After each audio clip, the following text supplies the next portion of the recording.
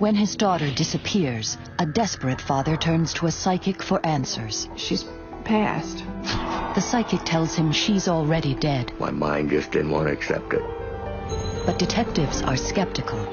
As a detective, I have to look at hard, plain facts. But as her visions begin to ring true, they bring a warning.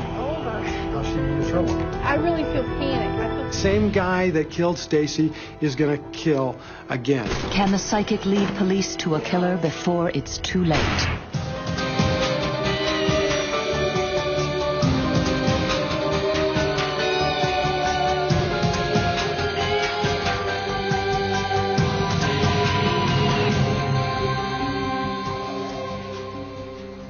July 22nd, 1992. In Tempe, Arizona, a suburb of Phoenix. College student Stacy Hendrickson disappears from her apartment without a trace. She was just 21. For her father back home in Ohio, it's the worst thing he can imagine. I never ever thought I'd have to face this kind of thing in my life. My mind just didn't want to accept it. And then finally when it hit me, I just, like I say, my knees buckled and I just fell in the chair. In Arizona, Stacy was going to college, away from home for the first time. A compassionate, caring young woman, Stacy was training to help children with diabetes, a condition she herself suffered from. If she's still alive, her disease may be her worst enemy. There's a time element involved, and it's very serious. She's probably got approximately 48 hours before she'd go into insulin coma. Tempe, Arizona detective Alan Reed is placed in charge of the investigation. He begins at her apartment, where she was last seen. We knew that Stacy was missing and that she was diabetic, and I found inside the refrigerator her insulin, which she needed to take. And we thought that she would have taken that with her if she had gone voluntarily with someone. But it was obvious that there had been some type of force used, as we had two forced open doors. Stacy's roommate Virginia was at her mother's the night Stacy disappeared. She provides a list of friends for police to talk to. Reed hopes one of them will know where Stacy is. But back in Ohio, 2,000 miles from the investigation, Stacy's father can't just sit back and wait. A neighbor convinces him to talk to a psychic. Hi, I'm Molly. Hi, Neil. I felt some desperation in his voice that kind of made me realize that whether he was skeptical or not, he was at wit's end. Gail St. John claims she can see and feel things that most of us cannot.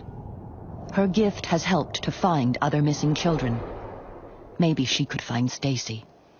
When I started looking at Stacy's picture, and I was just kind of, just picking up vibrations between looking at the picture and feeling Raleigh, and just kind of, and all of a sudden, just, it was so fast, Stacy was next to me. And I kind of took Raleigh's hand and said to him, I have to tell you something.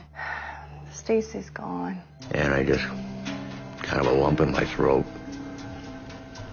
And she starts describing an area. I'm seeing this building that's saying that there's a small building about probably 12 by 14. And she said there's water real close by. What does it all mean? Could Stacy be showing Gail where to find her body? Then I looked down, straight down, and the dirt was cracked. And I had never seen anything like this before. She was like in her own little world, but if she wasn't in no trance, she just basically was walking around the room and just talking.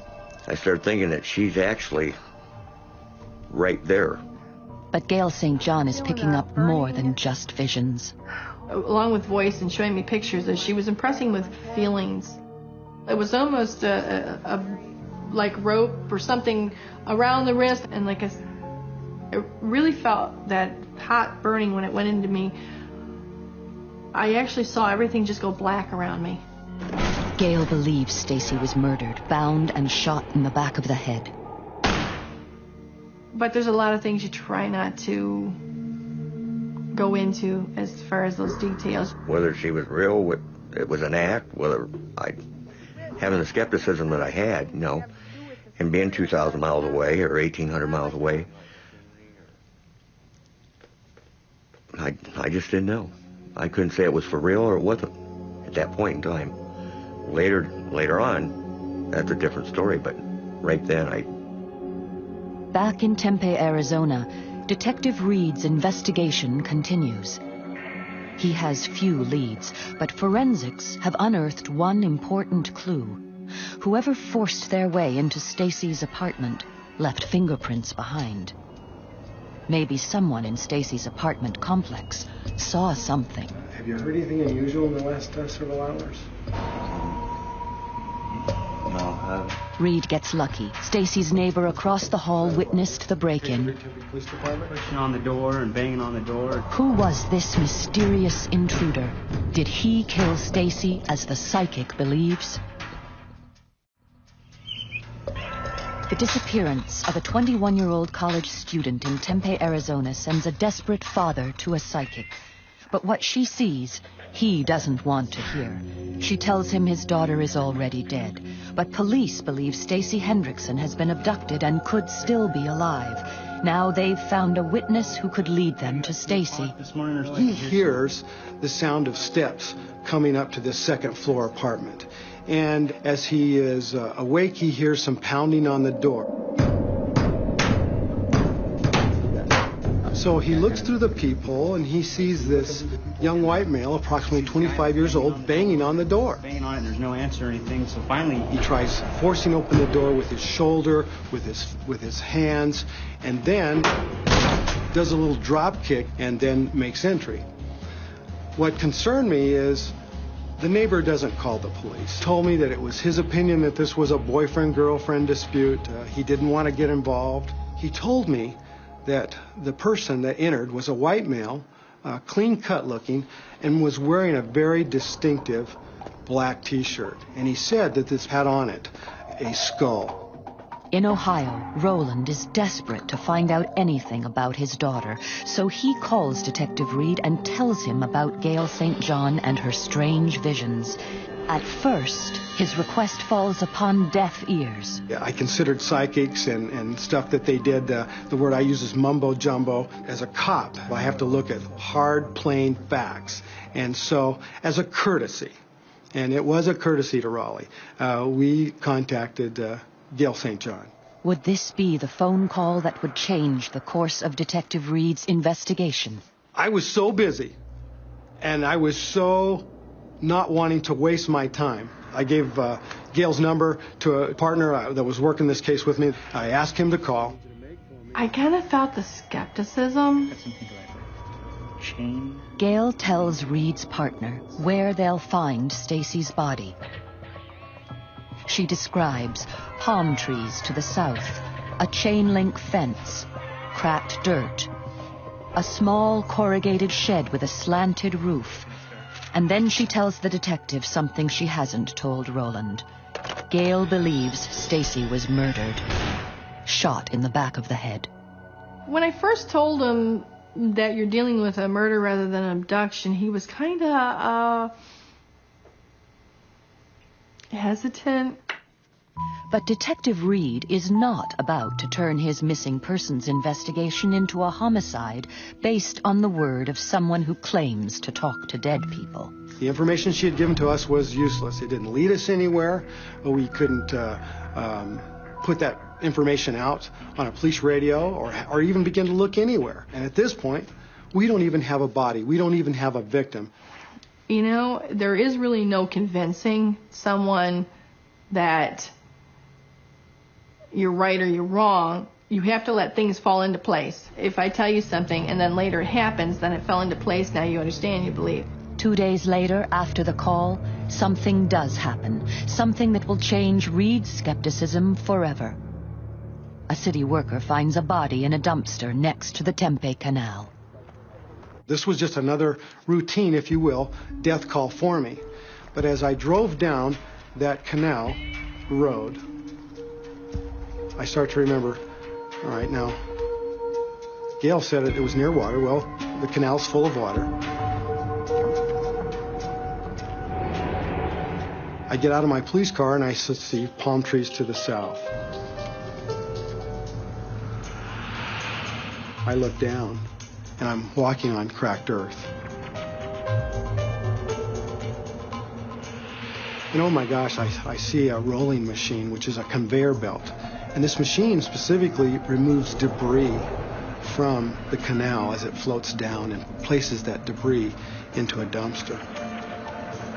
The hair on the back of my neck was just standing straight up because everything that Gail had told the police, it was like a picture. It couldn't be a better match. When police remove the body, it's so badly decomposed from the hot sun and water that a photo ID is impossible. Was the psychic right? Is Stacy dead, and could this be her body? The disappearance of a 21-year-old college student sends her father to a psychic. Gail St. John tells him his daughter is already dead. Police believe she could still be alive, but when a body is discovered in a canal, just as the psychic predicted, the lead detective begins to take her visions seriously. Even though I could not make a positive ID of her at that point, based on what Gail said, in my heart I knew that this was Stacy Hendrickson. One other clue convinces Reed the body is Stacy's. Something Gail St. John said.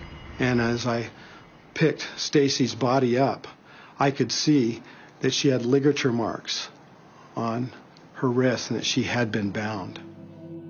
And she was x-rayed, and it was apparent from the x-ray that she had been shot in the head. And at that point, I became somewhat of a convert to the information and the gift or the ability that Gail St. John had.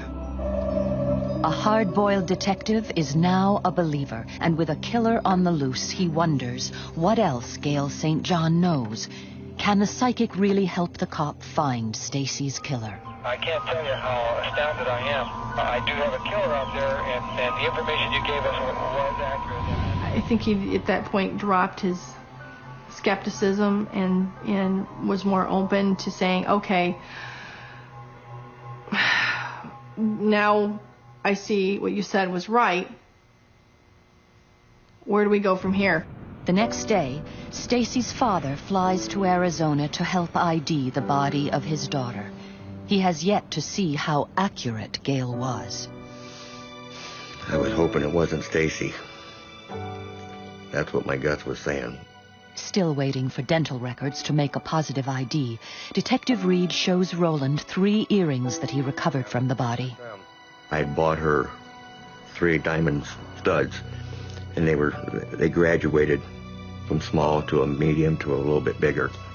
And she was minus an ear on the one side, but this ear had these 3 diamonds in it. And that was a very identifying thing to me. Detective Reed takes Roland to the bleak spot where his daughter was found.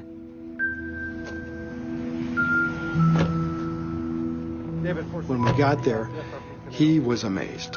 He was amazed at what he saw, that were really exactly as Gail had said.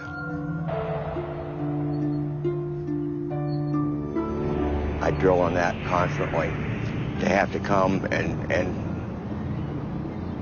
find your daughter or your son in a situation like this where they wind up basically, dumped in a dumpster like garbage. It's pretty hard to take. It just...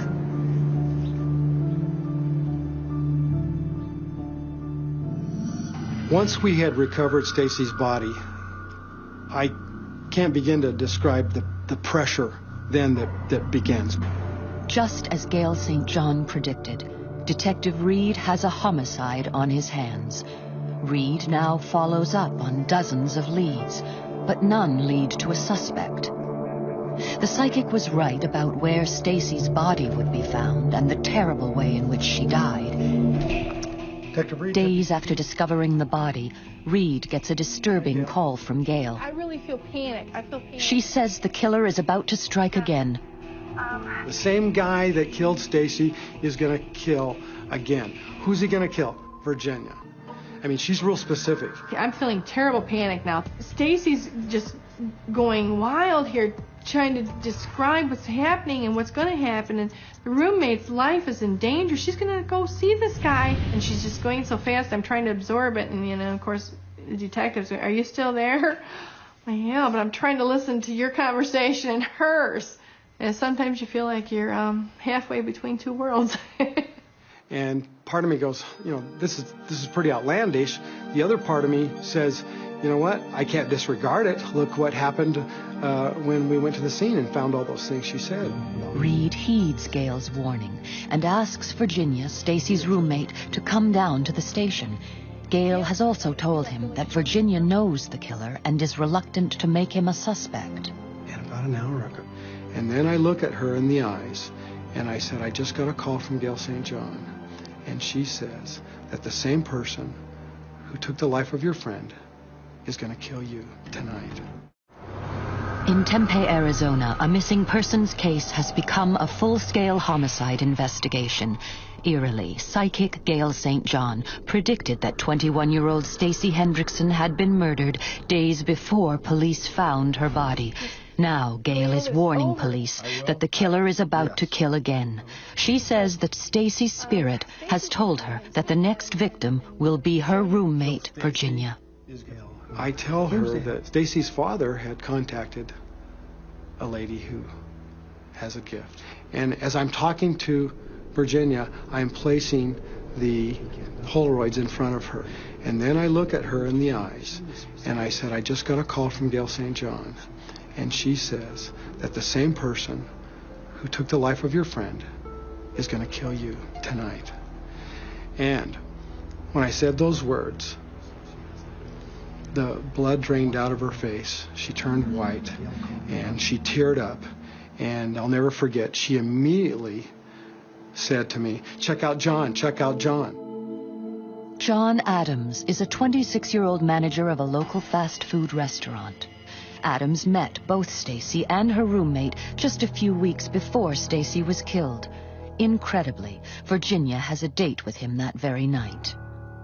With no time to lose, Reed tracks down Adams at his workplace. If Gail is right, this man's prints should match the set left on Stacy's door. He was very cordial, and he was very cooperative. He told me that he knew Stacy. He told me that he was dating Virginia. I saw no sign of emotion from him. I asked him if he could assist me in the investigation by allowing me to take his photograph and also to take a sample of his fingerprints. The prints turn out to be a perfect match, but that's not enough to charge Adams. There's no murder weapon, and nothing as yet that links him to the shooting. And Gail St. John she's done her job, and it's now my job to build a factual case of things that people understand in court that I can use to put him away. Reed's hard work finally pays off. Adams does own a skull t-shirt that matches the one the neighbor saw the man banging on Stacy's door wearing. Not only that, but it turns out that Adams had recently bought a gun, the same caliber as the murder weapon. Armed with the new evidence, Reed pulls Adams in for questioning. Once again, Gail St. John's eerie predictions are confirmed. So everything is now just adding up. Everything points to John Adams. And I need to convince him to make this right, to tell the truth. We began the interview and talking about, really, John. In the back of my mind is a warning that I received from Gail St. John. And she has told me I need to be very careful with him. John is full of rage and anger, but she tells me that he can change from this nice, courteous young man to a raging bull. I need you to know that... And at a certain point in the interview, I could tell that John was ready to talk. John began to weep. He did tell me at that point that he did kill Stacy Hendrickson. He did what? That this was a murder, and I would have to charge him with a murder. In the twinkling of an eye, and becomes this raging bull and attacks me. No! No! Again, what Gail St. John had said was true. This man attacked me. John Adams is charged with the murder of Stacy Hendrickson, and he eventually makes a full confession. In court, the final terrible moments of Stacy's last night alive were revealed. On July 22nd at 2 a.m., Adams arrived at Stacy's apartment, fueled on drugs and alcohol. He banged on the door, kicked it in, and chased Stacy into the bedroom. There he shot her in the back of the head, her pillow muffling the sound of the bullet and the bedsheets catching the spray of blood. Adams then wrapped her body in the blood-stained sheets and dumped the evidence in the Tempe Canal. Days later, it was siphoned from the water and deposited in a dumpster, the exact location described by Gail St. John. I went on to work homicide almost 10 years, and in those 10 years, I never, ever dealt again with someone like Gail St. John. Stacy saved her roommate's life. That's what it boils down to. If she hadn't said it to me, if she hadn't got that across to me, then we would have had another murder. In court, Adams pleads guilty to manslaughter and is sentenced to 29 years in jail. I figure you'd have to be a little crazy to do something like that, but I don't know how they feel. What promotes them thoughts to do things like that to some innocent person. After all, she was in her room bed, sleeping. She wasn't bothering anybody. So, you know, why?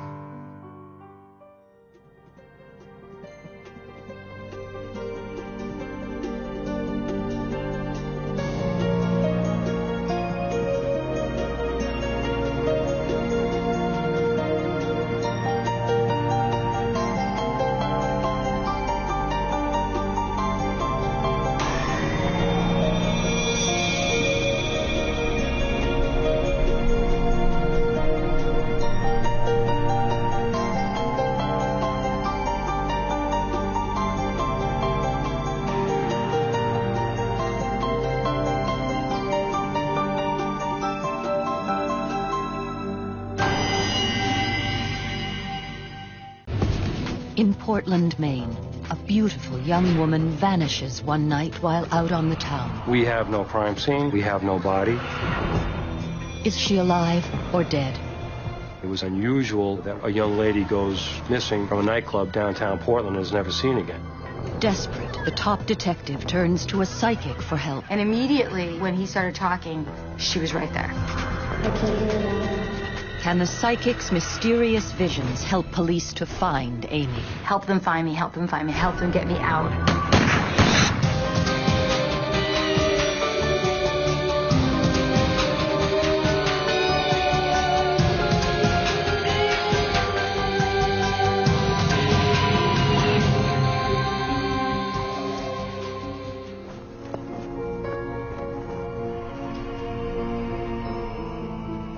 Portland, Maine, a peaceful city in historic New England.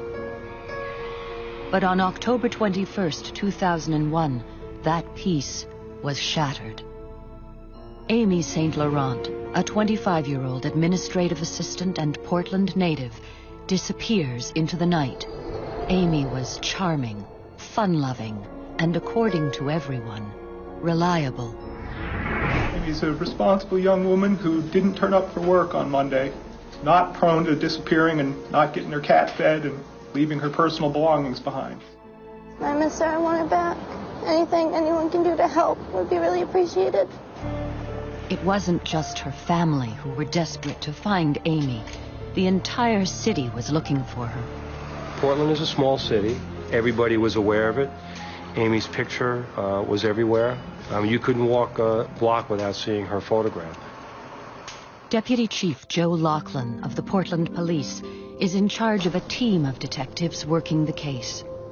It was unusual that a young lady goes missing from a nightclub downtown Portland and is never seen again. I mean, she just basically disappears. And there are no answers. The public's demanding answers. And one of our best reporters went downtown, and the family was hanging up posters with her picture, and they were visibly distraught. And I think everybody just couldn't believe what was going on, and their hearts just went out to the family. What police know is that at the Pavilion nightclub, Amy became separated from her friend around midnight. Though he searches, he can't find her in the crowded club. Frustrated, he leaves. After that, she vanishes. Portland police continue their search for Amy Saint Laurent, the 25-year-old administrative... Lieutenant Lachlan is feeling the heat. He has to find Amy, but has few leads. And police are asking anyone with information to come forward. We had zip. We had nothing. We had some speculation, conjecture. We have no crime scene. We have no body. We have no physical evidence. 5 days after Amy disappeared, driving into police headquarters, Lachlan tunes in a voice on his car radio. Q97.9, this is Vicki Monroe with Spirit Messenger. It is a moment that will change the course of the investigation. Hi, Vicki. My name's Jackie. Hi, Jackie. Jackie, has your mother and father passed? Yes, both my parents are dead. At radio station Q97.9 in downtown Portland, psychic Vicki Monroe is hosting her weekly call-in show. She's helping listeners connect, so she says, with their dead loved ones. I see them very clearly defined. I hear them, and I also get a sensation of whatever they're feeling or how they might have passed. Your parents are both fine, alive and well, as they put it on the other side. Your mother says, though, that you were there when she passed? Actually, I was. And were you holding her hand? I was. And did you tell her it was okay to go? I did. Okay. So as I'm listening to the radio, I said, you know what? I'm going to call this woman when I get to work and see if she can tell me where Amy is. Can a psychic radio show host really help a cop find a missing woman? Why not? Why not? My frame of mind is perhaps this can trigger some thought process in me, some further inquiry to the detectives, some information that we may not have thought about. Joe Lachlan, I'm a lieutenant at the Portland Police Department. I'm wondering if perhaps you can help me with something. Have you heard of the Amy St. Laurent case? Lieutenant Lachlan's phone call triggers an extraordinary reaction. I was shaking. I know that I started to cry. It was last seen at one of the nightclubs called the Pavilion. But I was just so stunned, shocked, and really surprised because he's telling me about this missing person who then just starts to appear right in front of my face. There is a person coming in, and she came right through for me. Immediately, Vicki gets a powerful image of Amy. She's exclaiming that her name is Amy, gray sweatshirt, writing on the side. I kept asking her, what does that say? And she said, Pratt Whitney. And that was where she worked at the time. Okay. For the psychic, it can mean only one thing. Okay. My first response was that sick feeling in my stomach always usually happens when I know somebody's passed away. So immediately there was a feeling of, or a sense of, this girl's passed. Monroe tells Lachlan Amy is dead. And then she goes a step farther. I knew this is a murder case. And he's really not prepared for what she tells him next. Okay, she keeps repeating, Amy's repeating JJJ. It's definitely the name of the man that killed me. In Portland, Maine, 25-year-old Amy St. Laurent has been missing for 5 days. Is she alive? Has she been abducted? Where is she? The police are stumped. Desperate for clues, Lieutenant Joe Lachlan asks Vicki Monroe, a local radio personality and psychic, for help. Monroe has a terrifying vision of Amy. She's dead, the victim of a brutal murder, and something more. I saw Amy. She described the gentleman. His name is Jeff. It's definitely the name of the man that killed me. Jeff. That's what Amy's saying. And he killed her. She got into a vehicle with... New evidence has revealed that the last person to see Amy was a man by the name of Jeff Gorman. No one but the police has that information. I mean, it was uncanny. It was uncanny information, no doubt. It starts a conversation. It starts a dialogue. It starts rethinking. It starts discussion and argument, which is good for the case, because that's what we constantly do. Most cases start with a crime scene and some place to start. Here, we are trying to find a starting place. And ultimately, we found that starting place with Jeffrey Russell Gorman.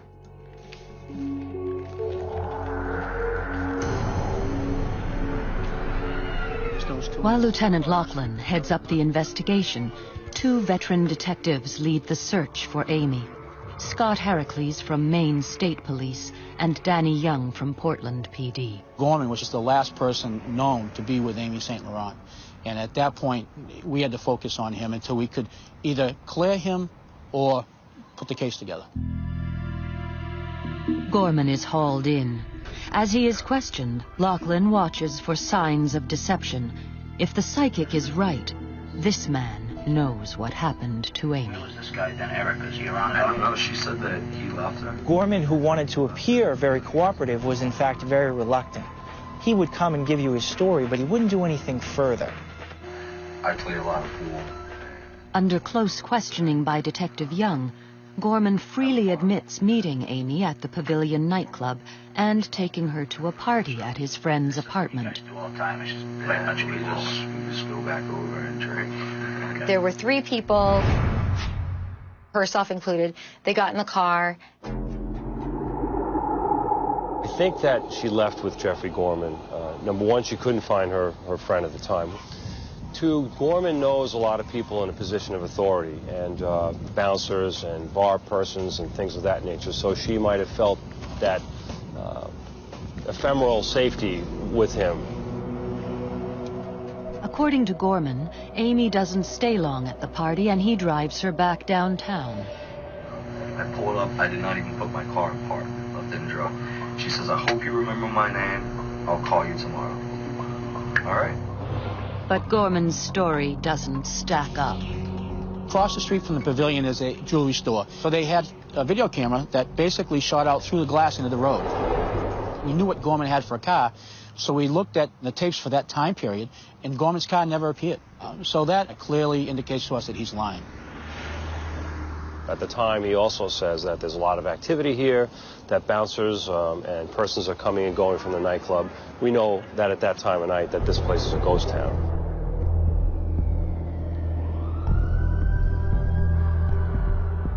Police dig into Gorman's background. They find a criminal history that stretches all the way to Florida. His record included a lot of misdemeanor crimes and thefts and crimes of dishonesty. Knowing his background, going into Florida and Alabama and talking to the individual detectives and people down there, and we got the picture of Russ Gorman, Jeffrey Gorman, as someone we didn't trust, and nothing that he said, nothing that he said we could verify.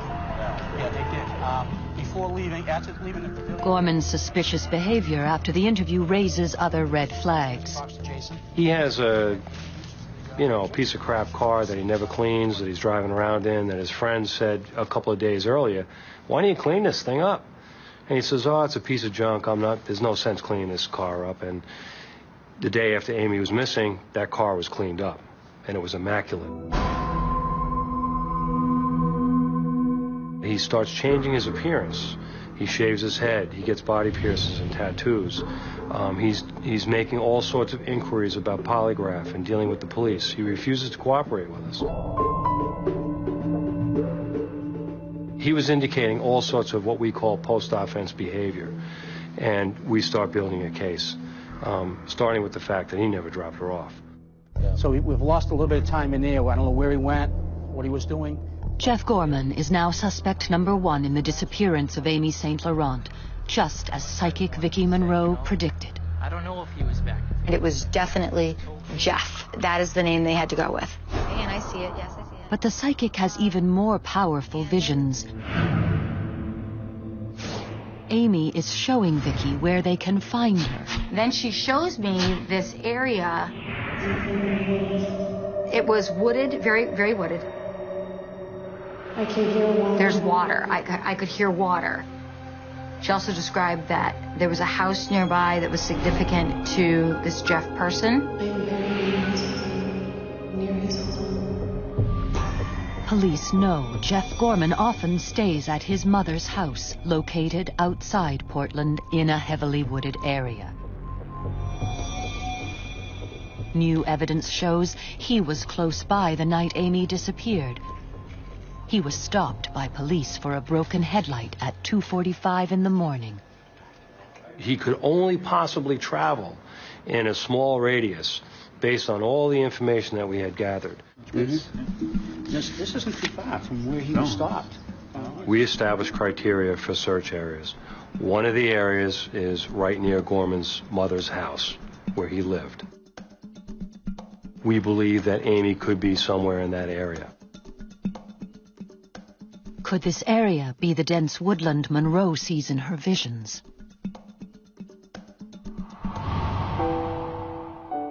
It's 6 weeks since Amy vanished. There was a huge amount of pressure on the police to solve this crime.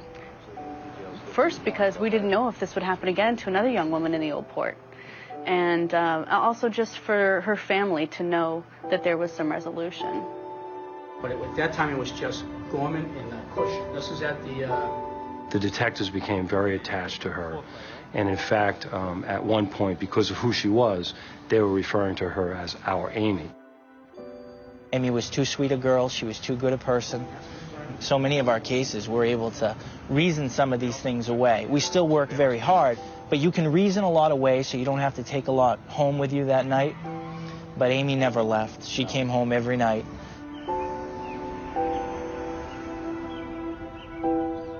Lieutenant Laughlin actually asked me if I would speak to a woman named Diane Jenkins. Well, the names didn't match, so I honestly didn't know who that would be.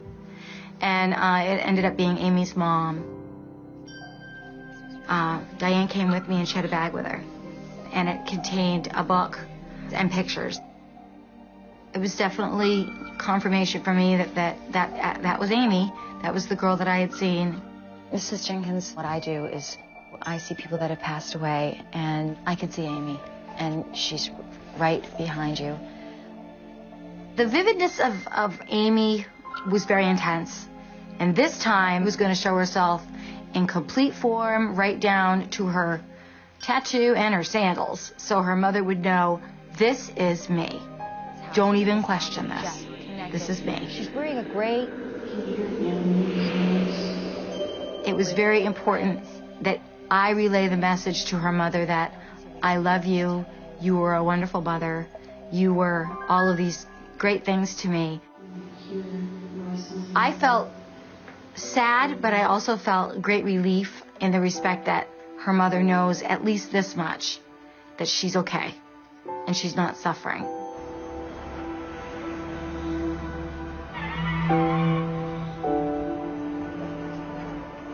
But now detectives face another obstacle, Mother Nature.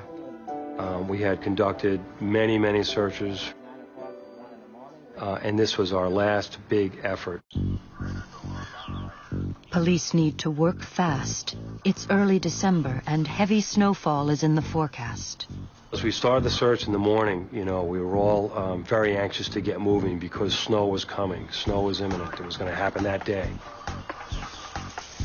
The snow may have prevented the cadaver dogs from actually indicating on the grave, which then would have been another 4 or 5 months.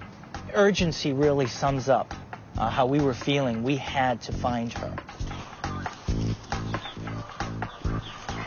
Danny and Scott really believed that we were going to find her. I was just like, man, I don't know how we're going to do it. It's just the proverbial needle in a haystack. Just as Monroe predicted, police now believe the answer to the mystery of Amy's disappearance lies buried in these woods. This is very, very familiar territory to Jeffrey Russ Gorman. His mother's house is through the woods here, probably about 4/10 of a mile. These trails he's been through many, many, many times.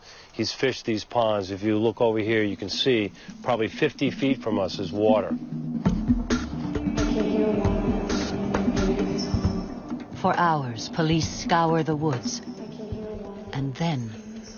Around 2:30 in the afternoon, the search team was walking through this area, and they stepped on an area over here where the earth was soft and determined that it didn't feel right.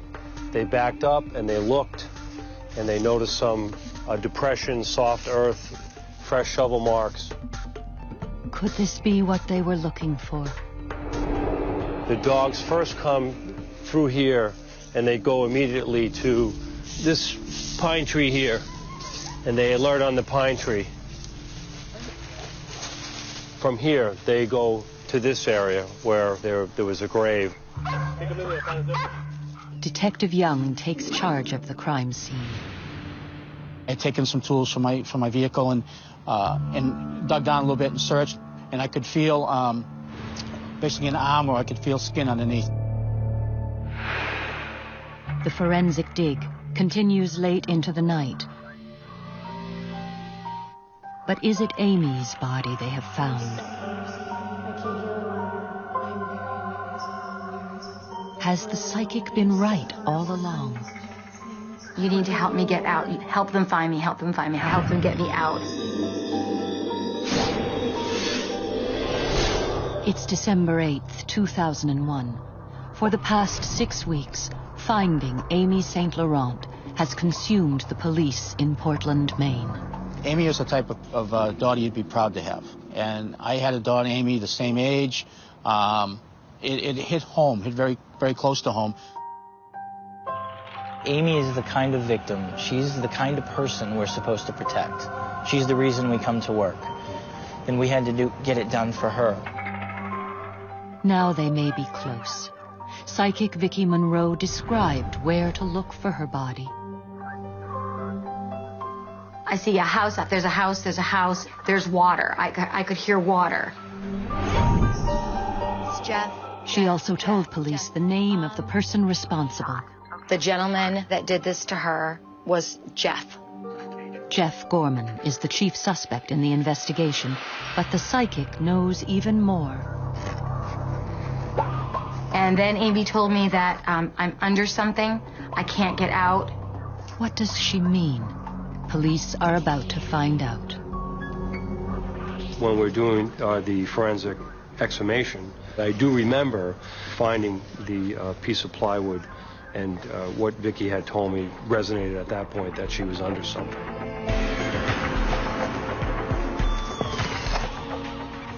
And when the plywood is removed, a gray Pratt & Whitney sweatshirt, as seen in Monroe's vision, emerges from the damp, dark soil.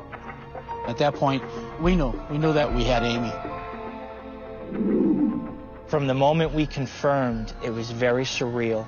We were on autopilot immediately. I don't think we needed to sleep again for a couple of days. It was invigorating and a little bit of relief. It's an emotional moment, a relief, and yet it confirms everyone's worst fear.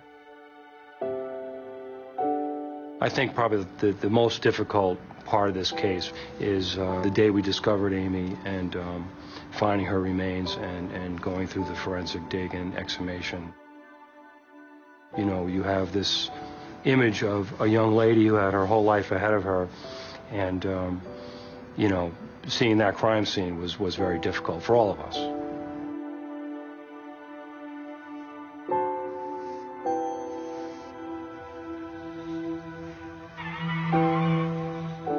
In the moments that we found her, we got our first snowstorm of the season. Yep. Leaving the site when the snow started coming down, and it was a substantial storm, too. We all were just amazed that if it was another day, we never would have found her. And Vicki Monroe had told me that she would be found before the first snow. And I could see it on television, where they had found Amy and what she was wearing. I do this for a living. This shouldn't be a shock. I thought, oh my God.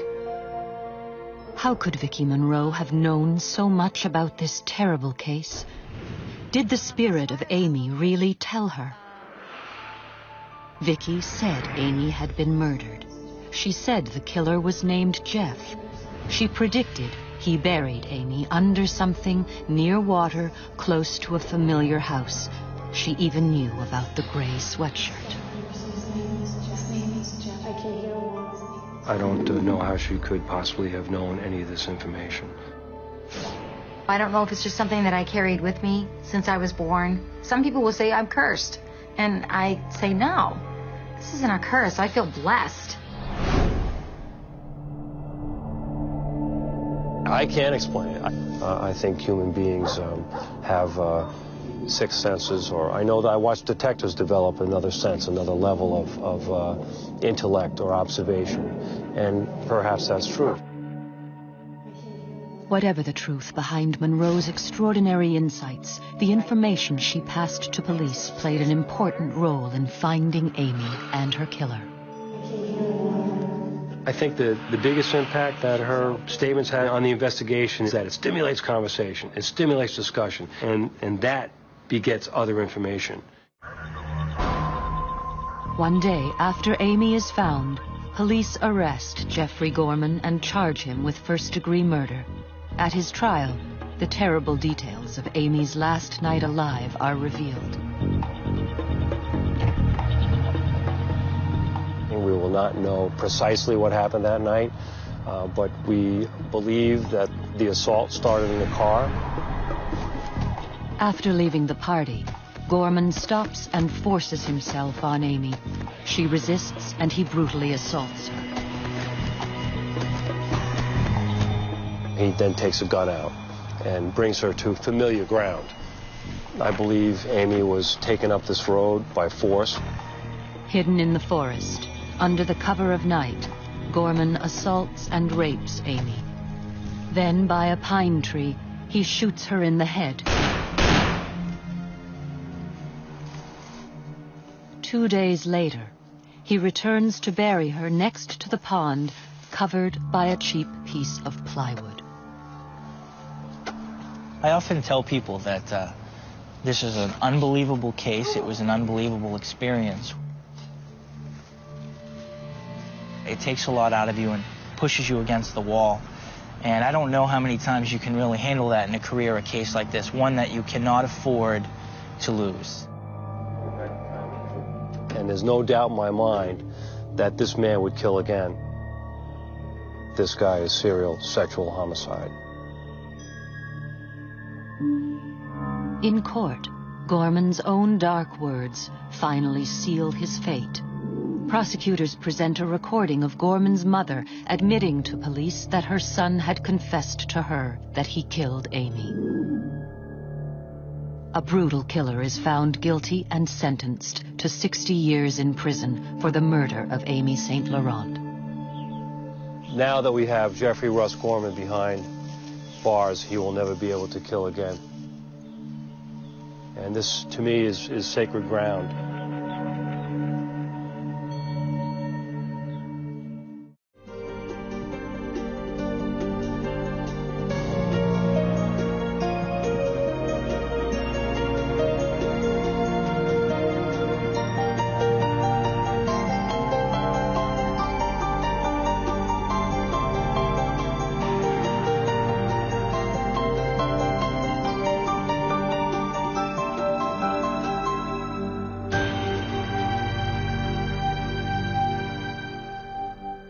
An innocent ride home takes a gruesome turn. It was a crime of absolutely no logical reason. A family's desperate search for their missing brother turns up nothing until a psychic 2,000 miles away tells them where to look.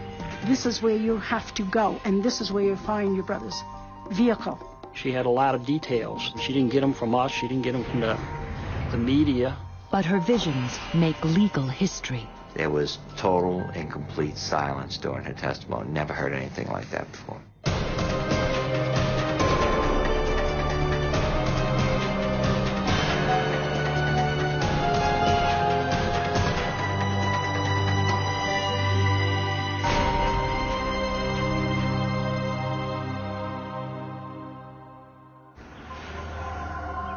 River Ridge, Louisiana, a small town on the banks of the Mississippi River, a suburb of New Orleans. Pretty much people in River Ridge know each other pretty well. It's just sort of a small slice of American pie type of community. You wouldn't expect a person, particularly a hard-working carpenter, to suddenly disappear. But in June of 1987, that's exactly what did happen. 27-year-old Andre Daigle vanished without a trace.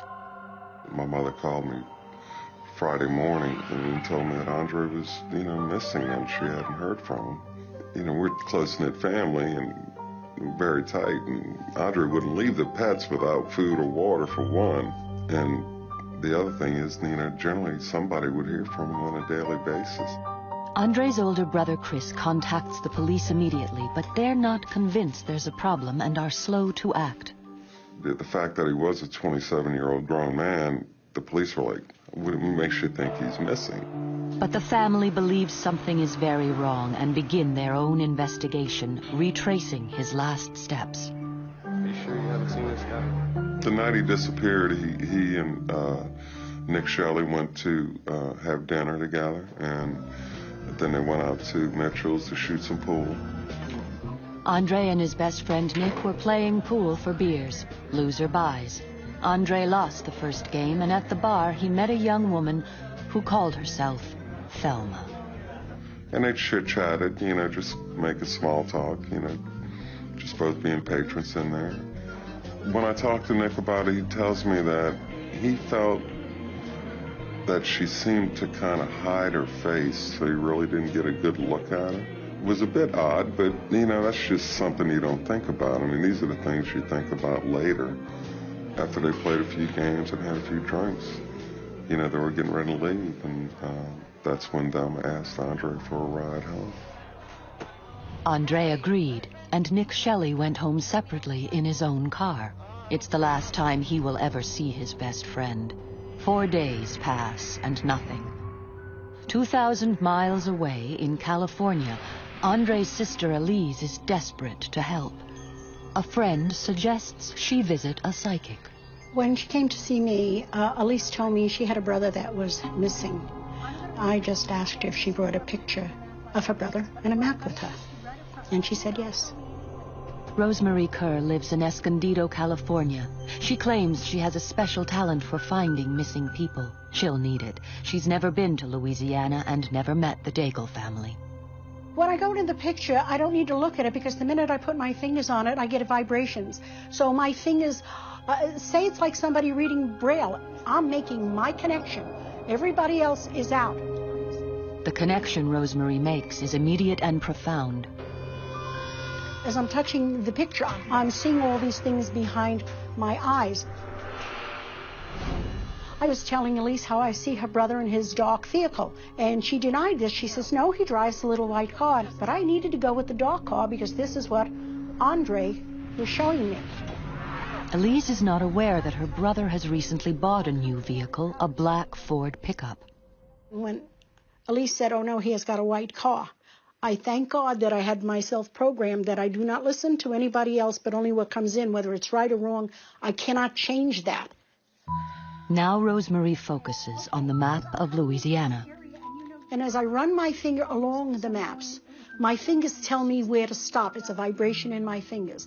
And I stopped, and I opened my eyes, and I asked Elise, I says, Elise, do you know this place? Do you recognize this? Right in here. And she says, this is Slidell. She says, I know it. I says, if you know this place, you have to do it now, do it quick. This is where you have to go, and this is where you find your brother's vehicle and find out where he is. Slidell is 30 miles from the Daigle home in River Ridge. Chris and the family had just arrived back after a full day of searching. They were not prepared for what would happen next.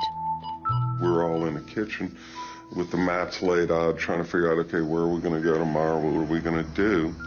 That's when the phone rang, and my mother got the call from Elise. I just had a reading with a psychic here. And she says, the lady says to go to Slidell. Well, man, when she said that, everybody in the room just got shook. You could feel goosebumps, and it was like the spirit had walked through there and touched you on the shoulder just to let you know, this is real. You got to go. Within minutes, Chris and his family are racing towards Slidell, guided, they believe, by the spirit of their missing brother. They went out in their vehicles to look for Andre. I told them to talk to Andre. And Elise said, why? I says, I want the open connection. So we did, we knew he was frightened. We didn't know if he was alive or not. And we just wanted to reach out to him, and let him know that, his family was there. So Then, incredibly, there on the interstate, Chris spots Andre's truck ahead. The black pickup is heading towards Slidell, exactly where the psychic said it would be. I actually kind of passed the truck up at first. You know, I didn't even expect to see it, really, but drove up. Hey, was that it? Sure enough, that was it. Of course, we didn't recognize who was in the, driver's seat and who was in there driving it. How could a psychic 2,000 miles away know where to find Andre's truck? But where is Andre, and who's at the wheel? In River Ridge, Louisiana, the mysterious disappearance of 27-year-old Andre Daigle has his family searching everywhere. 5 days pass without any success. Then, a California psychic 2,000 miles away points them in the right direction. This is where you have to go, and this is where you'll find your brother's vehicle. And sure enough, going down the interstate on our way to Slidell, and there was the truck. Of course, we didn't recognize who was in the, driver's seat and who was in there driving it. So we decided at that point that we'd just kind of stick with them and see where they led us. Chris tails the truck for nearly 30 minutes.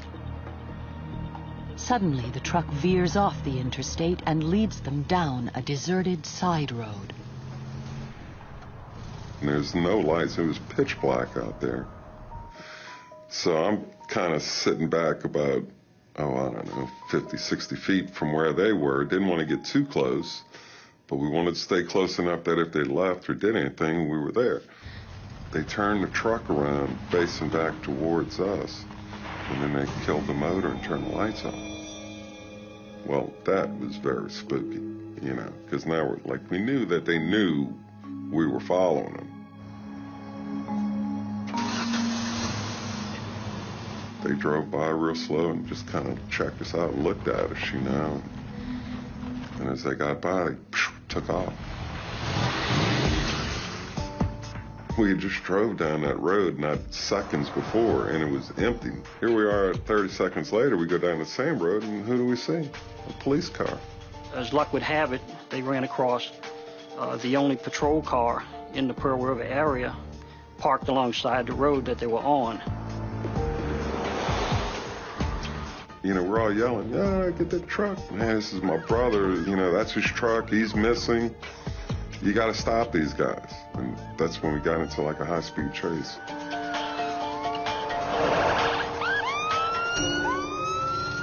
When police forced the truck to pull over, they believe they're investigating a stolen vehicle. As police search the truck, they find both guns and ammunition. We didn't care about them. We didn't care about the truck. We didn't care about anything. We just wanted to know where was Andre. So I kind of walked up a little bit closer, and I asked him, I said, "Where's my brother? What'd you do with my brother? Where is he?" Well, of course, they wouldn't answer. But where is Andre? 2,000 miles away in California, psychic Rosemary Kerr believes she knows the answer. When I felt myself holding my head and basically speaking louder and louder and louder because I could feel the pain, and I started yelling to Elise, "My head is killing me." And as I felt that, I went into, I want to say, a different mode, because I knew that I was looking for somebody that had already left the earth plane. But Rosemary withholds this piece of information. Elise did not ask if her brother was alive or dead. I am just the conductor of the words. I'm just a channel. But in order for it to be done the proper way, it has to go through the proper channels. It's for the authorities. And the authorities were working fast. They identified the two men as 24-year-old Charles Gervais of New Orleans and 21-year-old Michael Phillips of Kenner. The two are brought in on weapons and stolen vehicle charges. These two were not new to crime. Captain James Gallagher of the Kenner Police Department is one of the officers in charge of the investigation. The chief and his officers began interviewing Charles Gervais and Michael Phillips as to how they came in possession of the truck. At first, Gervais isn't talking, but under questioning, his friend Michael Phillips eventually cracks. He describes a senseless, brutal murder, a murder committed, he says, by Gervais. Once Charles realized that Mike was talking to the authorities, he demanded to speak to him, wanted to get the record straight. They talked about how they had Andre brought back to their apartment with Thelma. At some point they retrieve a claw hammer out of Andre's truck. Then they take turns beating him with his own claw hammer. The killer's motive was more extraordinary than even the police could have imagined. The question was asked, why would you kill Andre? What was the purpose behind it? And Gervais tells me this story about hearing about a prostitution ring somewhere in Texas.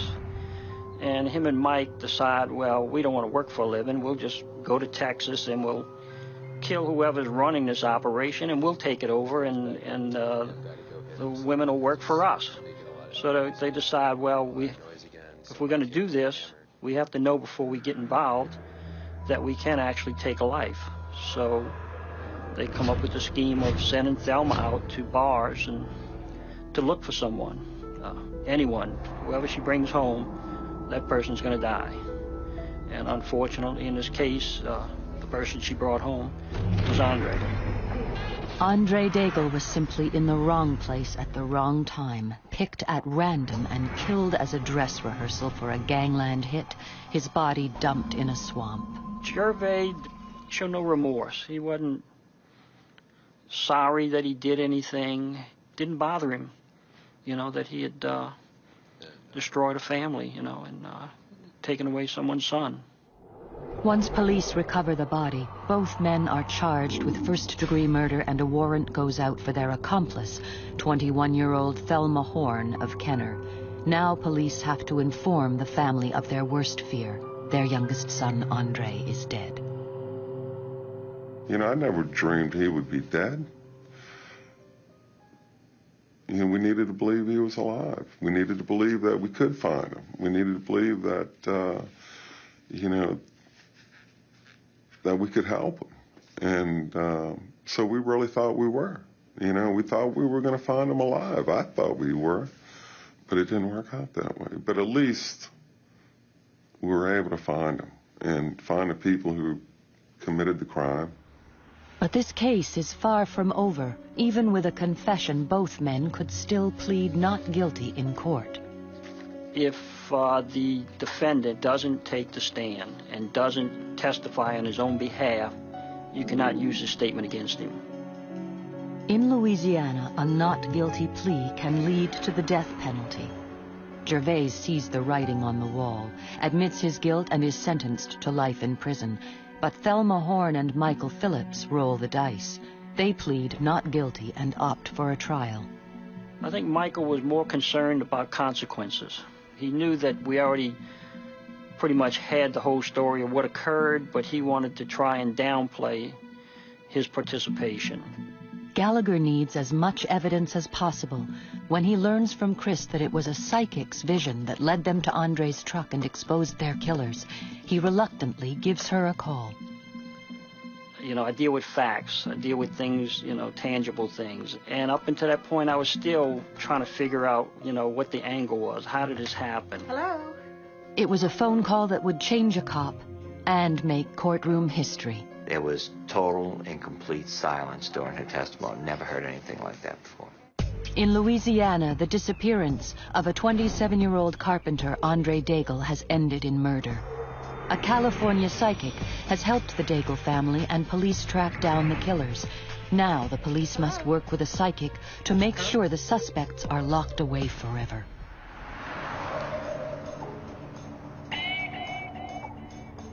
Well, I learned that the way these people were actually caught was a tip from a psychic, a lady named Rosemary Kerr, who lived in California.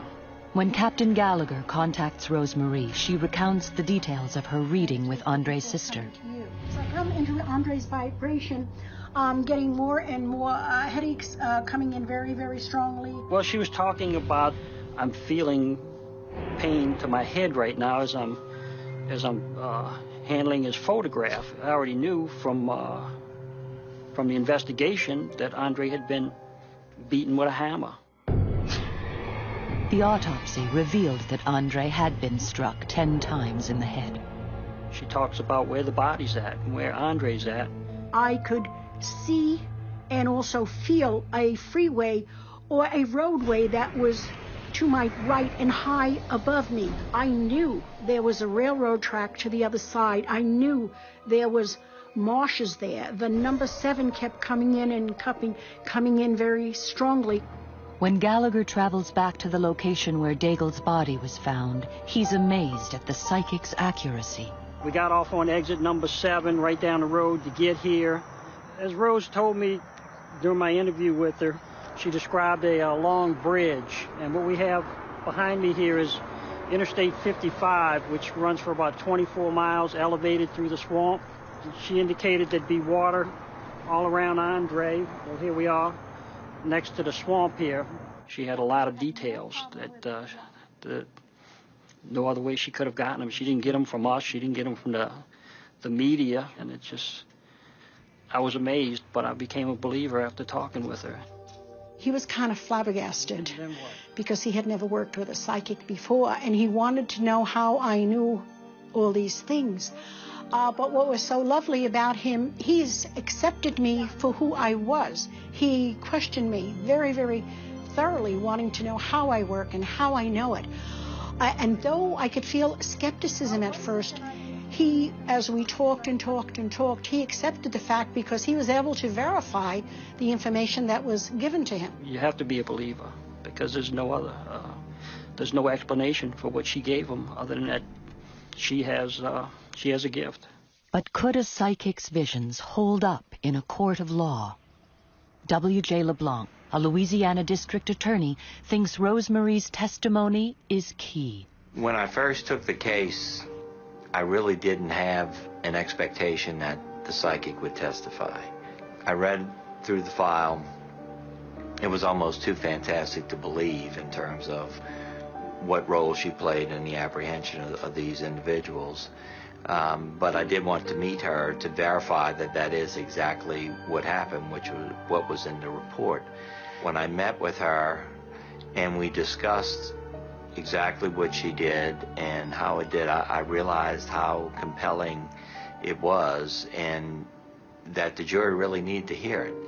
The jury needed to hear why the family left River Ridge and drove to Slidell and how they just happened to run across their missing family member's truck with the killers in it. From an evidentiary standpoint, there were some people in the office who were skittish about using a psychic during a trial. My position was that she was a fact witness, and based upon what she saw, someone else relayed that information to someone else, which led to the arrest of the defendants. The brutal and bizarre murder of Andre Daigle makes front-page news, but what really grabs headlines is the psychic. This case, in many ways, was sort of a bellwether case in establishing psychic involvement as an important forensic tool in conducting investigations in cases that were very difficult. Richard Boyd was the court reporter at the Daigle trial. In my 10 years of covering courts, it was the most amazing, astounding chain of circumstances that I ever ran across. It would be the first time in U.S. legal history that a psychic would take the stand and describe how her visions helped to solve a murder. Well, I had never been on a witness stand, and I would be the first in doing this work as a psychic testifying, but I didn't feel any qualms, no pressures or anything. It felt like it was the normal thing to do. February 2nd, 1988, 1 year after the murder, the state presents its case to a packed courtroom. W.J. LeBlanc, the DA, outlines for the jury the gruesome details of Andre Daigle's last hours. On the night of June 9th, 1987, Andre Daigle was playing pool with his best friend, Nick Shelley. At the bar, he meets a young woman, Thelma Horn. She later asks for a lift home.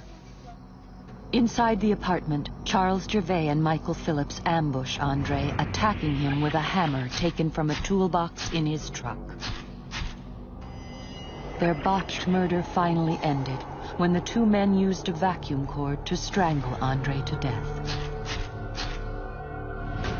They wrapped his body in a curtain and hid him in the back of a couch. The following night, they dumped his body in a swampy marsh below the causeway. The evidence against the two men is compelling. Now the DA calls the psychic to the witness stand to help seal the prosecution case. You could hear a pin drop in that courtroom. I mean, people were just enraptured by it, just totally focused on her. Thank you. There's an old Rosemary Kerr tells the jury how her vision led the Daigles to Andre's missing truck. You know, the emotion, it was just a chill went through the room. At the close of the state's case, faced with the evidence, Michael Phillips changes his plea to guilty. He was headed straight for the electric chair. The evidence was overwhelming.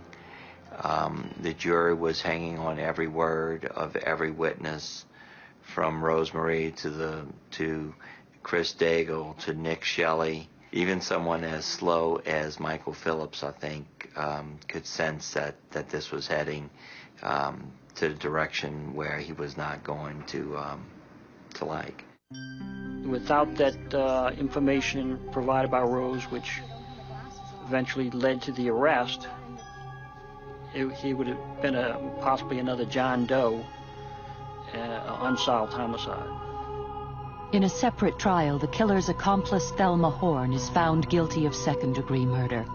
With the help of the psychic's testimony, all three are serving life sentences.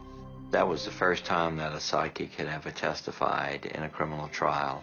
And to my knowledge, I don't think that one ever has testified since. It was a fairly unique set of circumstances that led to her testifying in the trial. Because Andre Daigle was a very special young man, and there was just this feel about the trial that everything was coming together to see that Andre's killers were brought to justice. And I think that Rosemary's testimony was a big part of that.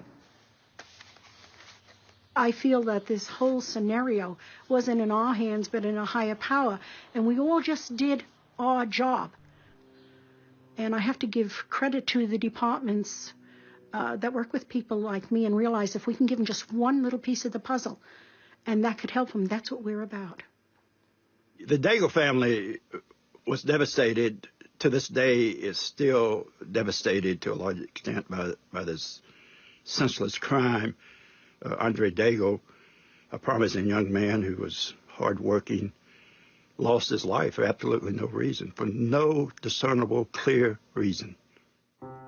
Andre was a great brother.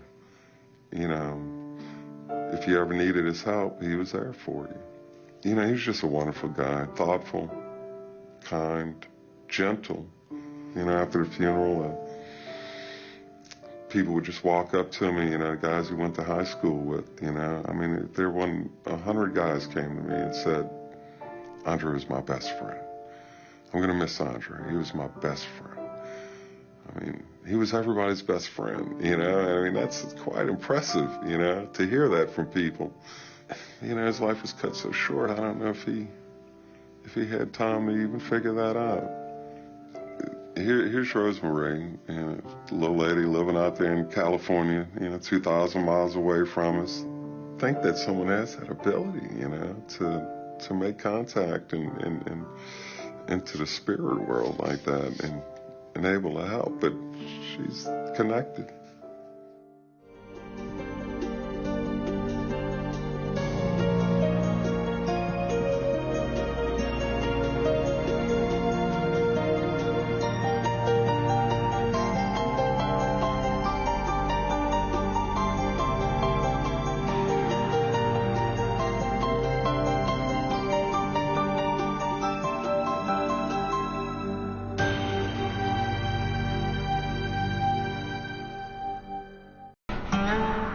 In southern Louisiana, someone is killing the elderly.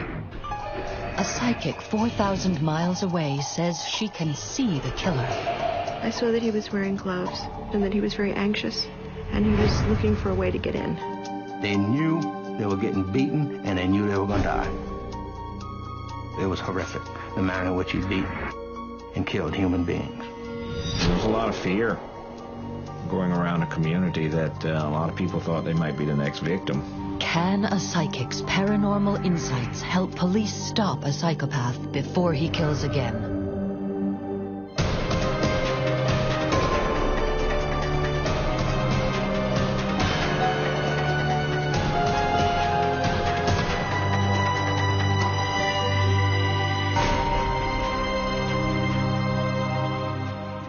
Ascension Parish, a small slice of Cajun country deep in southern Louisiana. Within the parish, the small city of Gonzales, a peaceful community of friends and neighbors that prides itself on being the jambalaya capital of the world. It's a place where no one worries about keeping the doors locked at night. But in April of 1997, that peace was shattered. So I was on duty at the time and heard a report over the radio of a possible homicide that occurred within the city of Gonzales. Police are shocked to discover that Lillian Philippe, a 71-year-old widow, has been brutally murdered in her home. It's the first homicide victim in Gonzales in 11 years. It's so beyond what you expect that when a situation like that happens, it just goes beyond your range of feelings there. She was scheduled to go on a church bus trip to a casino about an hour and a half drive away. And she was very prompt all the time. If she said she was going to be at 8 o'clock, she was there at 7:45. She did not show up. Gonzales Police Chief Bill Landry is one of the first to arrive at the crime scene. She was on the floor and at the foot of her bed. It's obvious that a knife was used in the attack. There were noticeable stab wounds and some defensive wounds on her hands. There was very little trace evidence that was left at the scene. The coroner on the case, Alfredo Suarez, is unsettled by the brutality of the killing. She sustained multiple stab wounds to the neck area. Both jugular veins were severed by the deep stab wounds to that area. Furthermore, the larynx was partially severed, as well as the right lobe of the thyroid gland. In essence, she bled to death, and at the time, in that town of Gonzales, this was a horrifying death because the people in that town are not used to this kind of violent, brutal, bloody death. Miss Lillian's death caused a lot of concern because their quiet neighborhoods were now infiltrated with someone who had committed a murder. I mean, there was a lot of fear going around the community that a lot of people thought they might be the next victim. But what the people of Gonzales don't know is even more terrifying. The death of Lillian Philippe is the third murder committed in the past 6 months along the airline highway. A highway that cuts through Ascension Parish, connecting Baton Rouge to New Orleans. Victor Rossi, the first victim, was beaten to death with a baseball bat. The second, Barbara Bourgeois, was stabbed to death. Every time something like that happens, you lose a little bit of your innocence. And yes, it certainly we certainly lost our innocence during these events here. 3 bodies in 6 months. Each victim was elderly and attacked in their own home, but police are stuck. But we were running into dead ends. It seemed like every suspect we may have come up with was eliminated. Then Chief Landry receives a telephone call that will alter the course of the investigation. I had received a call from a high school classmate of mine, Marcia. Marcia lives in Honolulu, Hawaii. She is the niece of Lillian Philippe. She asks Chief Landry to consult with her friend Rose Kopp, a psychic. It was suggested to him that I might be able to help. Marcia had some concerns because they didn't know if the possibility if it was just a group of friends, the families that were friends together. They didn't know who was a target. She was concerned for the welfare of her family and just the welfare of Miss Lillian, to want to know if we were able to detect who had committed the crime. Frustrated with the case, Chief Landry is willing to try anything, even a psychic. I told him that I had worked on cases before and that I might be able to identify to some degree the perpetrator of the crime and might be able to offer some clues or hints into the investigation. I asked Chief Landry to send me a photograph of the victim and a small personal item of hers.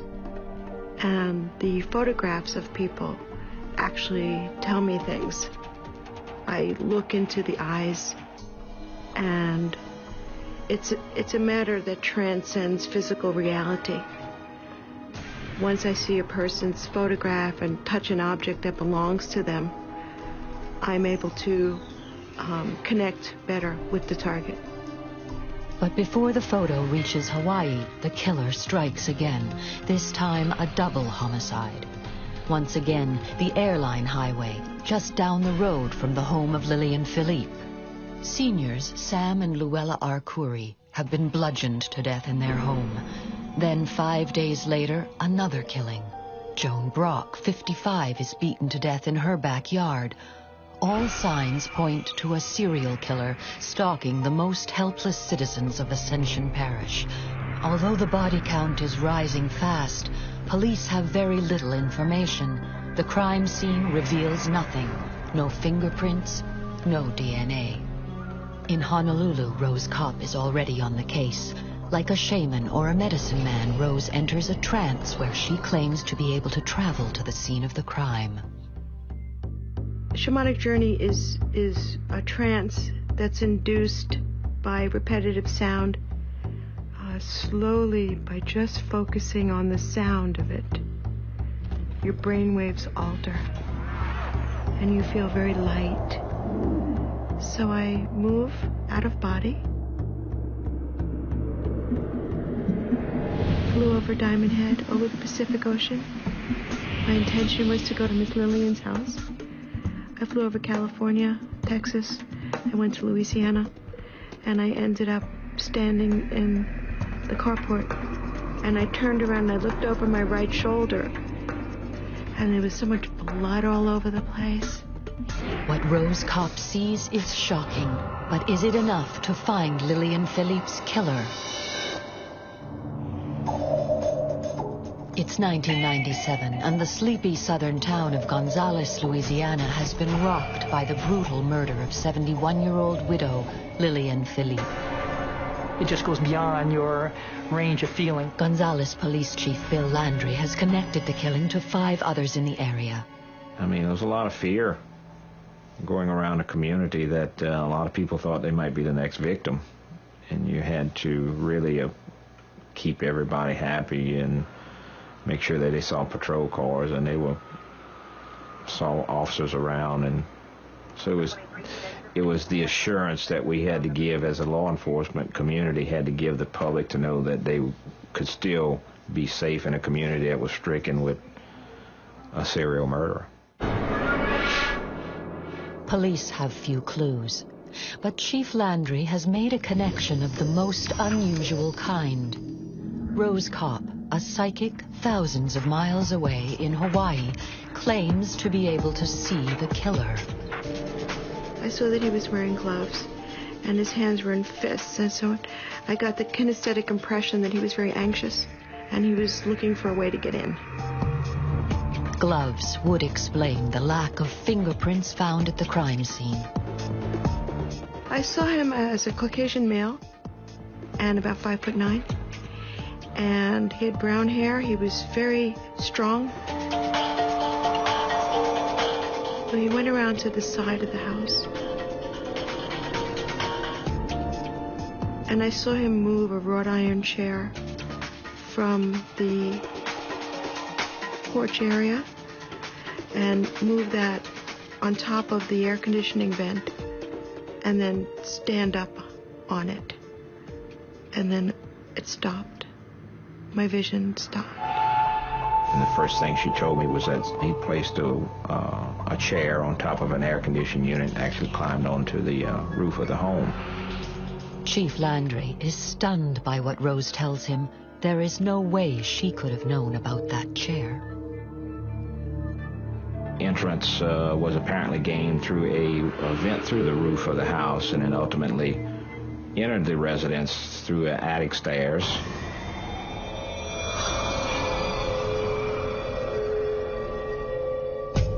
He was like a snake, like an anaconda, or those snakes that wrap around you, and he just seized on her and was stabbing her in the neck, in the throat, and there was so much blood all over the place. And I recall her trying to get him off of her, and she couldn't. He was too wiry and strong. She couldn't get him off of her. And I just saw all the blood all over the pillow and on the bed.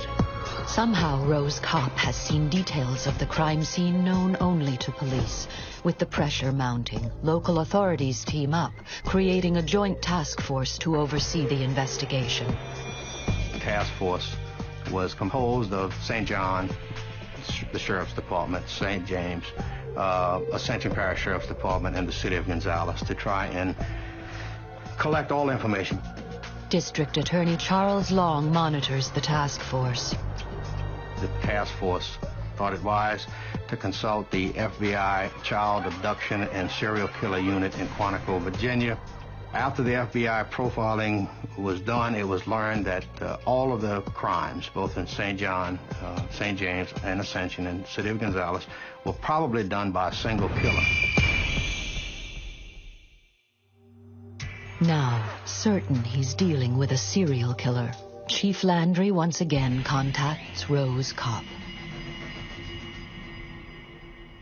And he asked me if I would go back and see what his motives were, if I could give a more detailed description of him. Rose takes another shamanic journey to the crime scene.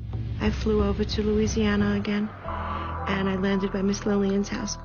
And I turned around and I looked over my right shoulder, and the dark-colored sedan was there.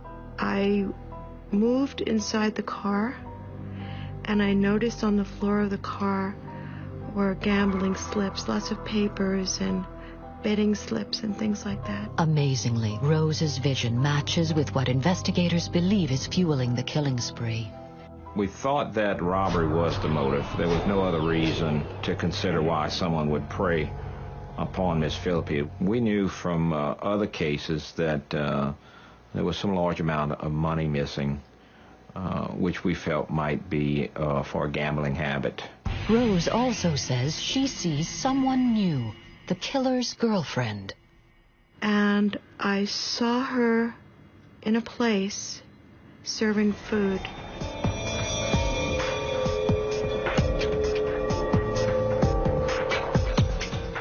So I realized she was a waitress, so I looked to see her name tag.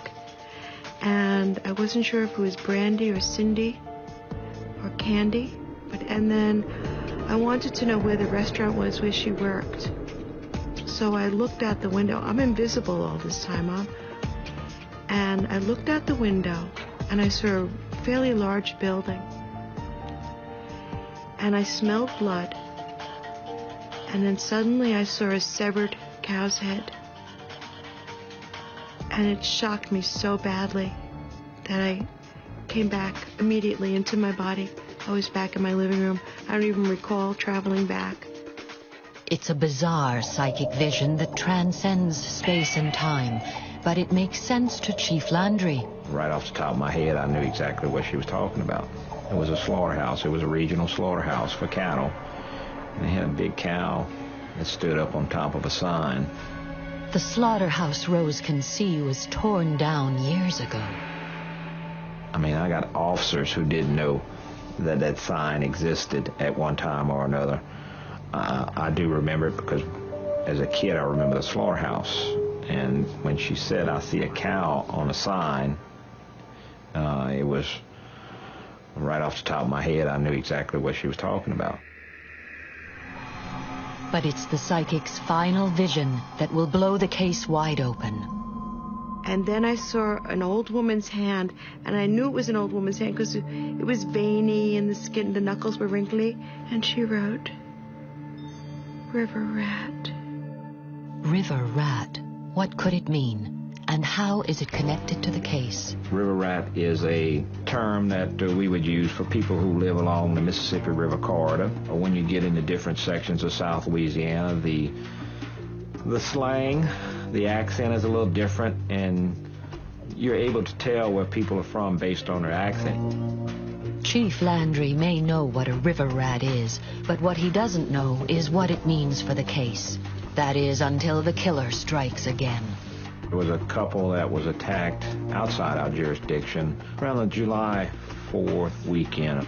The suspect entered the home through a utility room window, armed himself with a weapon of opportunity inside the home, shot the female in the facial area, and shot the husband in the chest area. The elderly couple barely survived the attack, but their description of their assailant is what shocks Chief Landry. And they asked Miss Joyce if she had any description of the suspect, and she wrote on a piece of paper, River Rat. Gonzales police now know they are hunting for a river rat, but can they catch him before he strikes again? There was something going on besides robbery. He woke them up in the middle of the night. They knew they were getting beaten, and they knew they were going to die.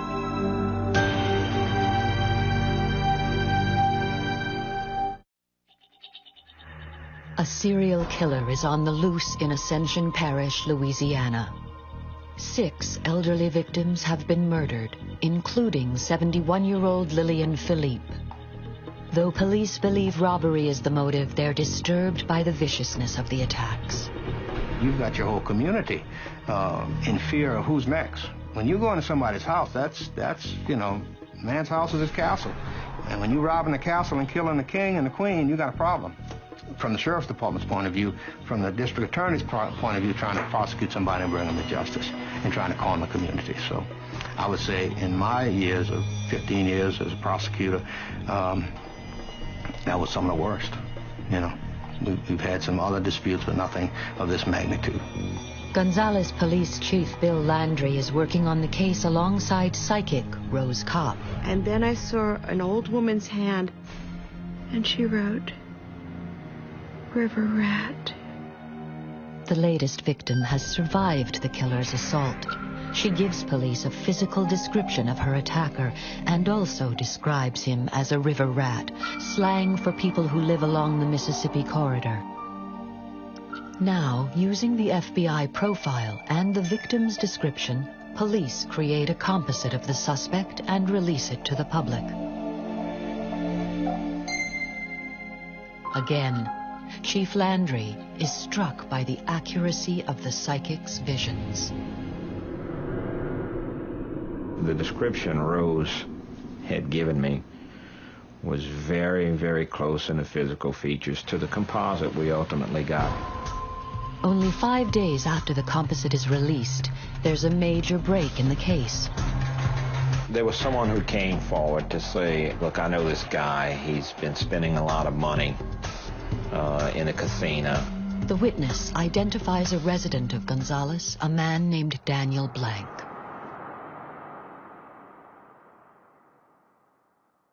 When you gamble, you have that little cord you put in a slot machine, or it tracks not only your earnings, but your losses also. It tells you how much you spent as compared to how much you've actually won. And they gathered substantial information about, $80,000, $100,000 worth of gambling that he was doing at all of these casinos. And you compare that with what you thought his salary would be for a self-employed mechanic, and it just didn't add up. Then you look at what associations Daniel may have had with each victim, and there was some relationship with auto parts, maybe a friend of the family. Everything just started really funneling right toward Daniel Blank. Police go looking for Daniel Blank at his last known address. task force decided that, well, we're going to pick him up for questioning. He's got some, we checked on his earnings and his losses at the casino. He's going to have to show us some paperwork as to where these finances came from. We began looking for him and learned that he had ultimately just recently had moved to Onalaska, Texas. And so we contacted the authorities in Onalaska and sent our task force to Texas to further the investigation. In Onalaska, Texas, investigators find Daniel Blank and question him about the murders. It was a very long interview. I think it was approximately a 12-hour interview. And when he finally began to confess, of course, they went through each one of the crimes that were committed in detail, like a separate mini interview within the 12-hour interview. And that's when I hit him with it. With what? With the thing, whatever it was, I had in my hand. During his interrogation, Daniel Blank admits to all 6 murders, including that of Lillian Philippe. Police also pick up the mysterious Cindy from Rose's visions. We discovered Cindy and learned that Cindy was actually Daniel Blank's girlfriend. And Cindy was the one Rose saw in the waitress outfit. Cindy worked at a little cafe. Daniel would frequent the cafe because there were video poker machines, gambling machines, and Daniel would, and I feel that's how Rose saw Cindy, but when she saw Cindy, Daniel would have been right inside gambling. So she actually saw them both there, but she only read Cindy's name, I think. Police learn Cindy waitresses across the street from the site of the old slaughterhouse, just as Rose had envisioned. His girlfriend, Cindy Bellard, is released after making a deal to cooperate with prosecutors. In his confession, Blank reveals the brutal details of his murder of Lillian Philippe. After using the wrought iron chair to gain access to the home, Daniel Blank attacked the elderly widow with a trophy, then stabbed her to death with a kitchen knife.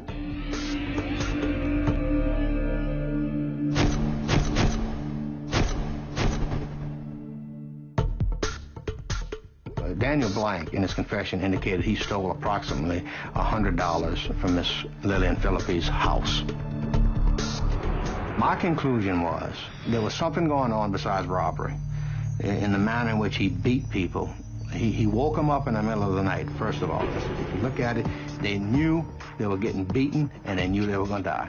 And for some reason, I feel he wanted them to know that they were going to get beaten to death. Because other than that, you could have just simply went in, stole what you wanted, and leave out. Or there were more humane ways. If you're going to kill somebody, there are more humane ways than to beat them with a baseball bat, beat them with a trophy, slice them with a knife, beat them with a briar hook, chop them up, or whatever he's trying to do.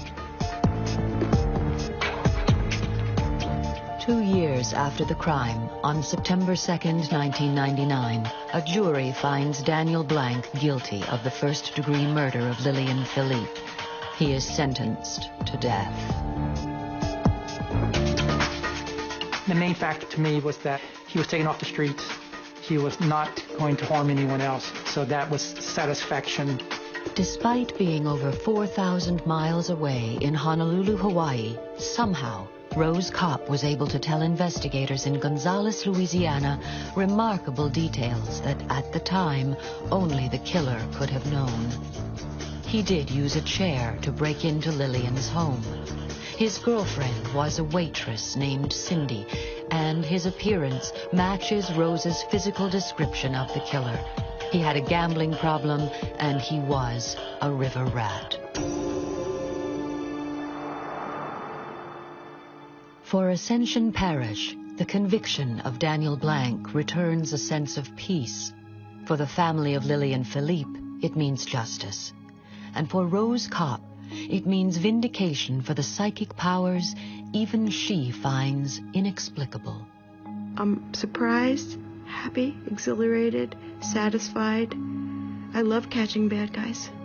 Not to say that Rose had everything signed, sealed, and delivered, but I think Rose's journeys did aid us to ultimately get the right guy.